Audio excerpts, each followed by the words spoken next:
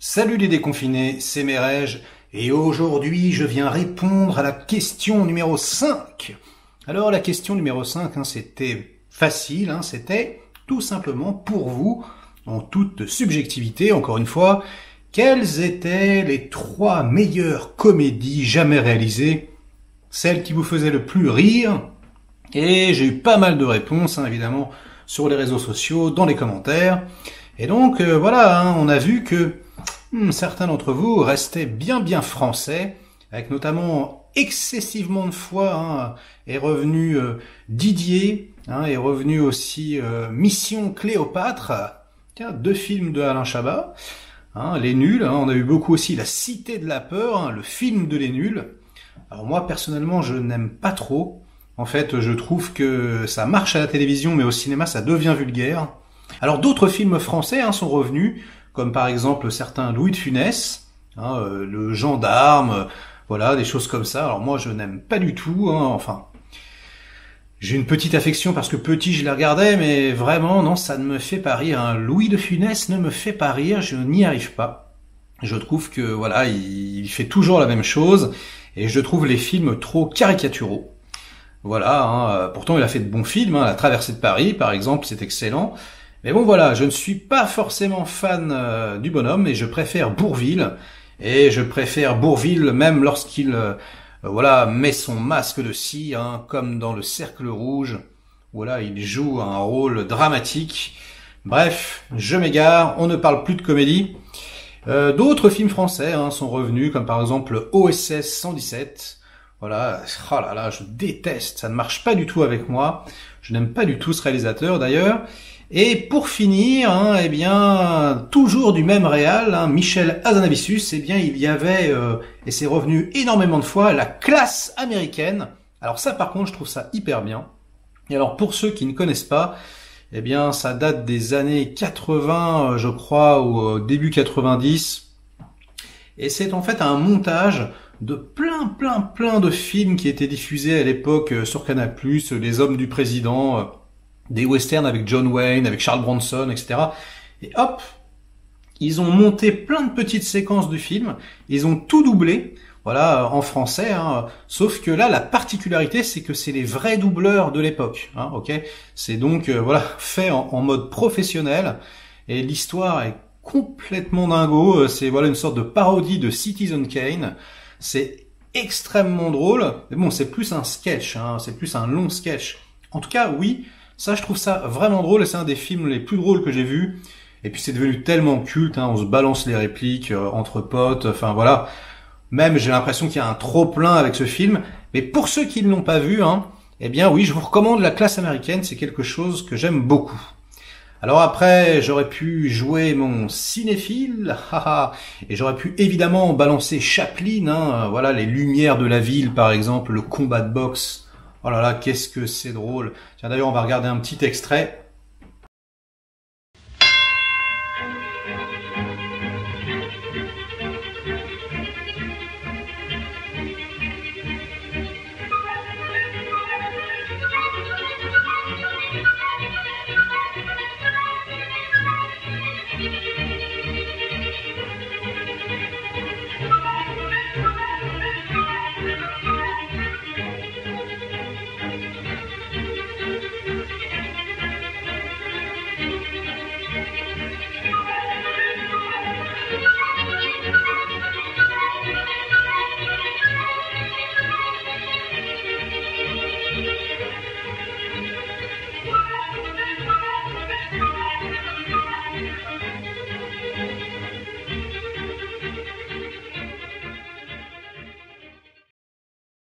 Charlie Chaplin, mais quel génie, quelle maîtrise, quel sens du timing. C'est absolument magnifique. Ça restera drôle forever, je pense. Et vraiment, je trouve ça incroyable. Alors, maintenant, je vais rentrer dans mon top. Le top 3 de Merege, quel est-il? Vous allez le découvrir tout de suite. Et on va tout de suite commencer avec la première position. Et oui, c'est comme ça. Moi, je commence toujours par le numéro 1. Et donc, pour moi, la meilleure comédie de tous les temps, le film qui me fait le plus rire, et en plus je trouve que c'est en même temps un chef-d'œuvre d'ingéniosité. Voilà, les acteurs sont parfaits. L'histoire a été pompée 150 000 fois, mais jamais on n'a réussi à arriver ne serait-ce qu'à la cheville du concept original. Eh bien, je parle de Un jour sans fin de Harold Ramis. Alors si vous n'avez pas vu ce film, les petits enfants, c'est absolument exceptionnel. Je pense que énormément d'entre vous l'ont vu. Mais bref, le concept, eh bien, c'est quelqu'un qui se réveille tous les matins, c'est le même jour, c'est la même heure. Il est coincé dans une petite ville. Voilà, c'est Bill Murray qui a un caractère de cochon.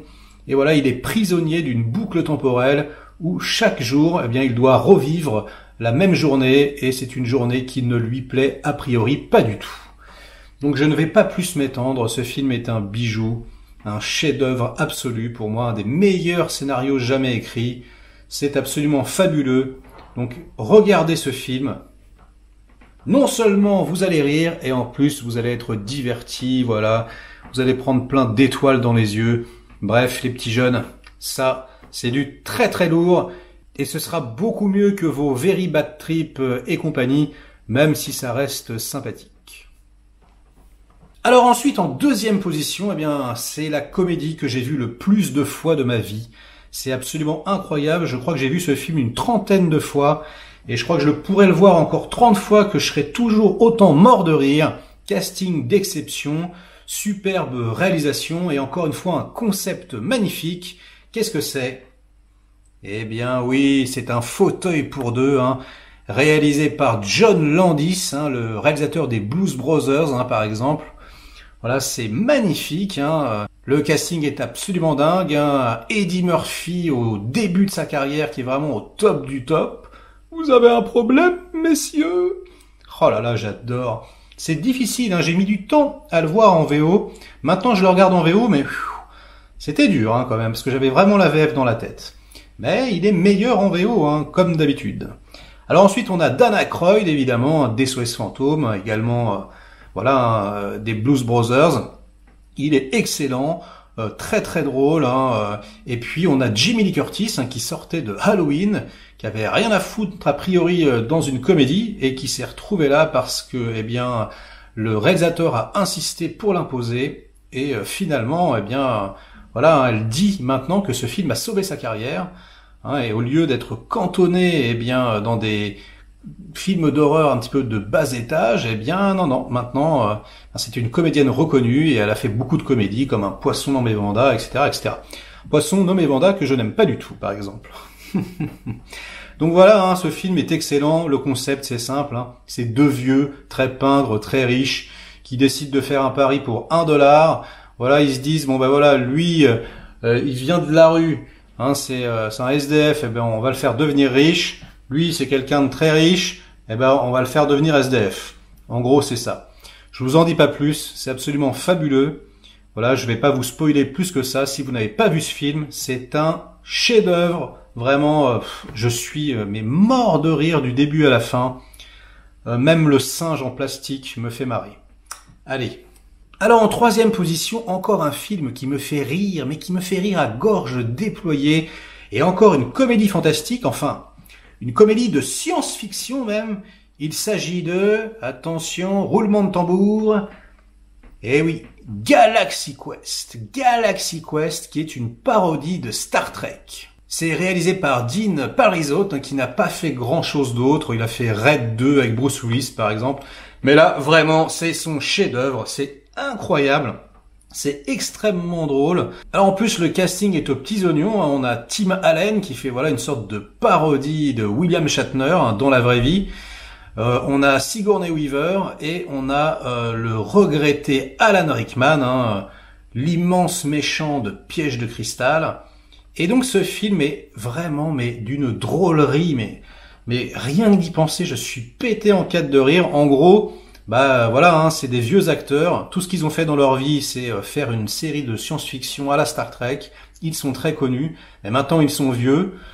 Donc, ils errent un petit peu dans les Comic-Con, dans les festivals pour signer les autographes. Et toujours, évidemment, maquillés et costumés comme à l'époque. Et de véritables extraterrestres ont capté le show télévisé depuis l'espace.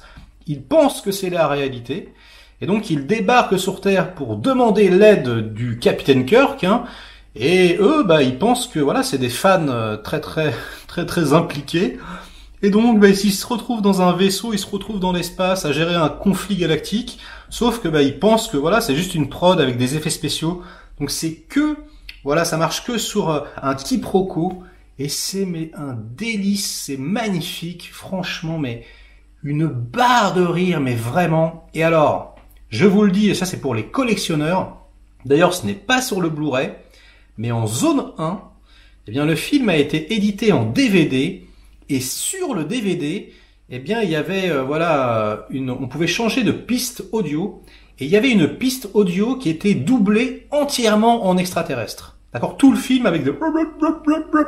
Et alors vraiment, je crois que c'est le plus gros fou rire de toute ma vie.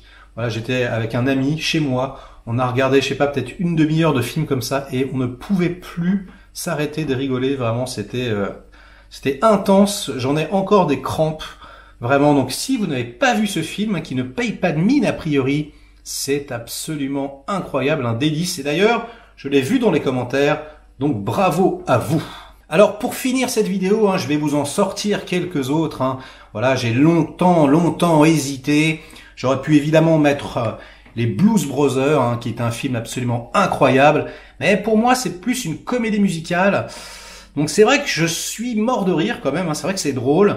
Mais bon, voilà, j'ai hésité, je ne l'ai pas mis. Mais j'ai mis un autre film de John Landis. Donc c'est quand même un très bon niveau comédie. Et puis surtout dedans, vous avez une des plus belles poursuites de toute l'histoire du cinéma. C'est complètement incroyable. Et vous avez même un petit caméo de Steven Spielberg. Donc ça fait plaisir. Donc voilà, si vous l'avez vu, revoyez-le parce que ça n'a pas pris une ride. Et les petits jeunes, si vous ne connaissez pas, jetez-vous dessus parce que c'est absolument formidable. Et en plus, voilà, par les temps qui courent, ça va vous mettre une petite banane sur le visage. Donc c'est tout bénef. Alors ensuite... une autre comédie que je trouve absolument géniale, dingue, incroyable, en plus formellement, alors c'est la folie, il y a une idée toutes les demi-secondes, c'est absolument incroyable, moi je trouve ça meilleur que la trilogie Cornetto, mais le monde n'est pas d'accord avec moi en général, Il s'agit de Scott Pilgrim vs. The World, voilà, c'est un film un peu sur les jeux vidéo, un film pour geeks, on va dire, de Edgar Wright, donc probablement le meilleur réalisateur vivant en activité. En tout cas, au niveau de la créativité, ce mec est... c'est invraisemblable, le génie de ce gars. Et donc, je trouve ce film absolument incroyable. Le pitch est très simple. En gros, le héros veut draguer une nana. Et pour pouvoir la pécho, comme vous dites les jeunes, eh bien, il doit affronter tous les ex maléfiques de sa promise. C'est absolument con, le scénario est très basique, mais alors vraiment au niveau de la réalisation, au niveau des idées, formellement, mais c'est un bijou, c'est exceptionnel. Donc vraiment, ce film n'a pas très bonne réputation, je ne comprends pas pourquoi, je n'ai jamais compris pourquoi. Pour moi, c'est un chef-d'œuvre, je vous le dis, c'est un chef-d'œuvre de comédie, c'est un bijou, c'est magnifique. Il faut absolument voir ce film, et je trouve ça mieux que la trilogie Cornetto. Personnellement, à mon goût, c'est comme ça. Même si je trouve la trilogie très bonne, là vraiment, c'est mon âme de geek, de joueur de jeux vidéo, sûrement qui est touché. C'est absolument phénoménal. Voilà. Alors j'aurais pu parler évidemment de Stephen Chow, qui est revenu plusieurs fois dans les commentaires. Et vous conseillez évidemment Crazy Kung Fu. Je vous l'ai déjà conseillé d'ailleurs dans d'autres vidéos. Ce film est un bijou. Alors là, pour le coup, c'est à la fois très drôle, à la fois très spectaculaire. Chorégraphie de combat de Yuen Woo-ping. Voilà, des effets spéciaux absolument dingues. Tout est génial. La musique ressemble à celle de Il était une fois en Chine. Elle est sublime. D'ailleurs, je crois que c'est le même compositeur. Stephen Chow qui réalise et qui joue. Voilà, il a pulvérisé tout ce qu'il a fait avant. C'est, je sais pas moi, 10 fois mieux que Shaolin Soccer, qui déjà lui est une comédie, absolument géniale. Mais là vraiment, je pense qu'on tient son chef-d'œuvre, un de ses meilleurs films. C'est un bijou. Donc je vous conseille ce film tout autant. Alors ensuite, une petite rareté. Bon, c'est connu quand même, mais j'ai rencontré beaucoup de gens qui ne l'avaient pas vu. Et c'est ce film, Tucker et Dale Fight le Mal. C'est absolument génial. En gros, c'est deux mecs très très sympas hein, qui vivent dans des marais, mais ils ont des têtes de redneck, donc tout le monde les prend pour des méchants. Et voilà, hein, ça se base sur le pitch classique d'un film d'horreur. Il y a des gens qui arrivent et dès qu'ils les voient, ils s'enfuient parce qu'ils pensent qu'ils vont se faire trucider, alors qu'eux, ils ont juste envie de discuter.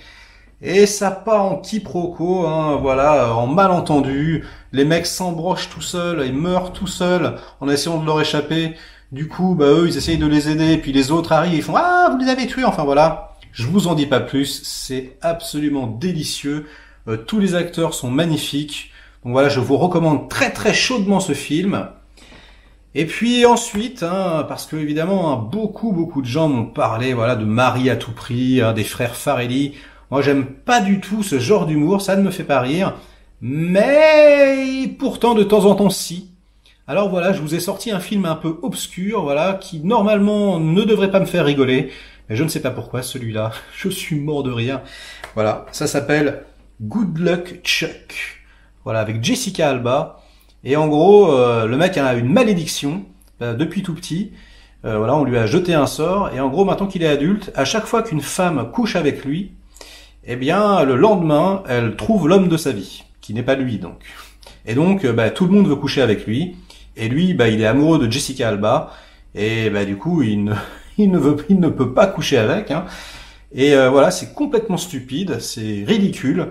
Mais je ne sais pas pourquoi, écoutez, ça doit être l'effet Jessica peut-être, hein, je ne sais pas.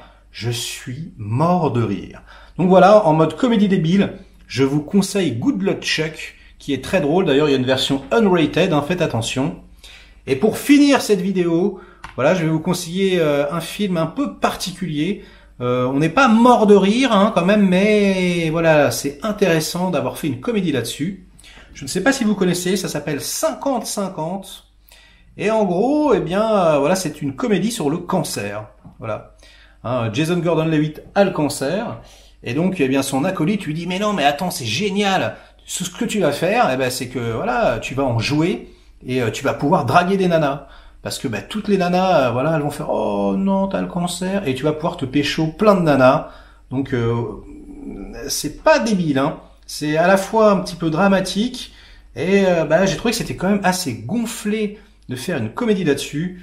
Très sincèrement, c'est pas en France qu'on verrait ce genre de truc. Hein. C'est beaucoup trop, ils sont beaucoup trop en avance, hein, je pense pour nous. Et voilà, je vous recommande ce film qui passait un petit peu inaperçu et que je trouve très drôle. Voilà les petits enfants, ce sera tout pour aujourd'hui. Hein. J'espère que mes recommandations vous plairont. Merci à vous hein, d'avoir liké la vidéo d'avant, hein, d'avoir inondé de commentaires et mes réseaux sociaux, voilà, et la vidéo numéro 5. Voilà, j'espère que je n'ai oublié personne ou pas grand monde. Donc à bientôt, hein, les petits déconfinés. N'oubliez pas de liker ou déliker. Et n'oubliez pas hein, de vous abonner à ma chaîne, car sinon, vous ne rirez plus jamais. Vous êtes prévenus.